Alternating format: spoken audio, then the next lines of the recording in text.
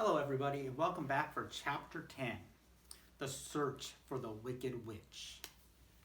Dorothy and her friends were led to the gates of the Emerald City. The guardian of the gate removed their green glasses and put them back in the green box.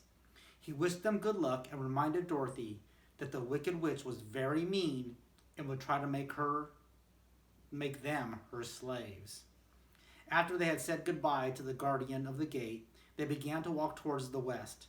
Soon the hot sun made Dorothy and the lion very tired.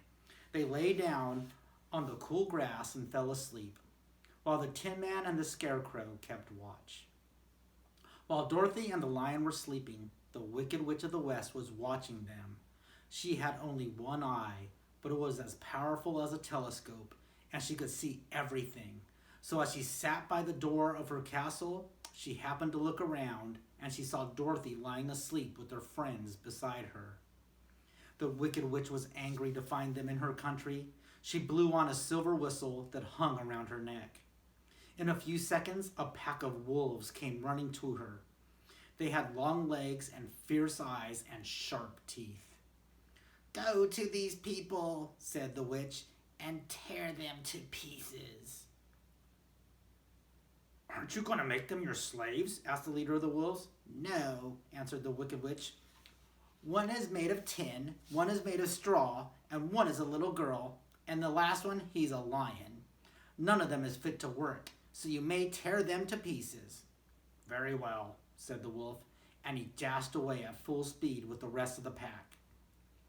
But the Scarecrow and the Tin Man were wide awake, and they heard the wolves coming.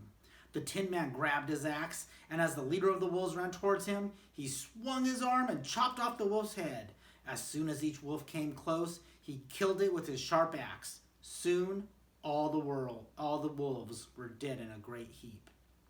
When the Wicked Witch saw what the Tin Man had done, she became even angrier than before. So she blew her whistle twice. In a few minutes, a great flock of wild crows came flying toward her. The Wicked Witch said to the King Crow, "Fly at once to the strangers and peck out their eyes and take them apart." The wild crows flew toward Dorothy and her friends. When she saw them coming, Dorothy was afraid. But the Scarecrow said, "This is my battle. Lie down beside me and you will be safe." So everyone but the Scarecrow lay down on the ground. The Scarecrow stood up and stretched out his arms. When the crows saw him, they were frightened and did not dare come any closer. But the King Crow said, "It is only a stuffed man. I will peck his eyes out." The King Crow flew at the Scarecrow, who caught it by the head and flung it around until it was dead. As each crow flew at the Scarecrow, he kept taking them out. Soon there were 40 crows lying beside him dead. When the Wicked Witch saw all her crows lying in a heap, she went into a terrible rage and blew her silver whistle 3 times. This time, a great swarm of bees came flying to her. The Wicked Witch told the bees to sting Dorothy and her friends. But the Scarecrow saw the bees coming. He scattered his straw over Dorothy, Toto, and the lion. This way, the bees flew at the Tin Man, and their stingers broke off against the tin. The Tin Man was not hurt, but all the bees died. Their bodies lay scattered in the field. The Wicked Witch was so angry when she saw her bees lying in little heaps that she stamped her foot and tore her hair and gnashed her teeth. Then she called a dozen of her servants, who were the Winkies, and gave them sharp spears. She told them to find the strangers and destroy them. The Winkies were not brave people, but they had to obey the Wicked Witch, so they marched away. When the lion saw them coming, he gave a great roar. The poor Winkies were so frightened that they ran away as fast as they could. When the Wicked Witch saw what had happened, she made up her mind how to act. She sent to the cupboard and took out her golden cap. The cap had a special charm. Whoever owned it could call 3 times upon the winged monkeys. These creatures would obey any order they were given, but no one could command the winged monkeys more than 3 times.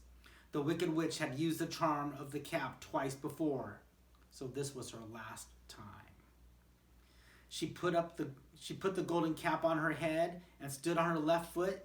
Then she recited a secret charm. Soon the sky darkened and a low rumbling sound could be heard. In a few minutes, the witch was surrounded by a crowd of monkeys with huge and powerful wings on their shoulders. The wicked witch ordered the winged monkeys to destroy the strangers, except for the lion. She wanted him brought to her so she could make him a servant. "Your command shall be obeyed," said the leader. Then the winged monkeys flew away. When they found the Tin Man, the monkeys grabbed him and carried him through the air. When they were over some sharp-pointed rocks, they dropped the poor Tin Man. He fell a great distance to the rocks, where he lay so battered and dented that he couldn't move. The rest of the monkeys caught the scarecrow and with their long fingers pulled all the straw out of his clothes and his head. They made his hat, boots, and clothes into a small bundle and threw it into the top branches of a tall tree. After they had done this, the monkeys threw pieces of rope around the lion and wound many coils around his body, head, and legs. When they were sure he was unable to bite or scratch, they lifted him up and flew away with him to the witch's castle. At the castle, he was placed in a small yard with a high iron fence so that he could not escape. But Dorothy was not harmed at all. She stood with Toto in her arms and watched what the monkeys did to her friends. The leader of the winged monkeys flew up to her. His long, hairy arms stretched out, and his ugly face grinned terribly. But when he saw the mark of the good witch's kiss on her forehead, he stopped short and motioned the others not to touch her. "We dare not touch or harm this little girl," he said to them, "for she is protected by the power of good, and that is greater than the power of evil. All we can do is to carry her to the castle of the wicked witch and leave her there." So they carefully lifted Dorothy in their arms and carried her to the castle. We'll have to finish the chapter later. Stay tuned.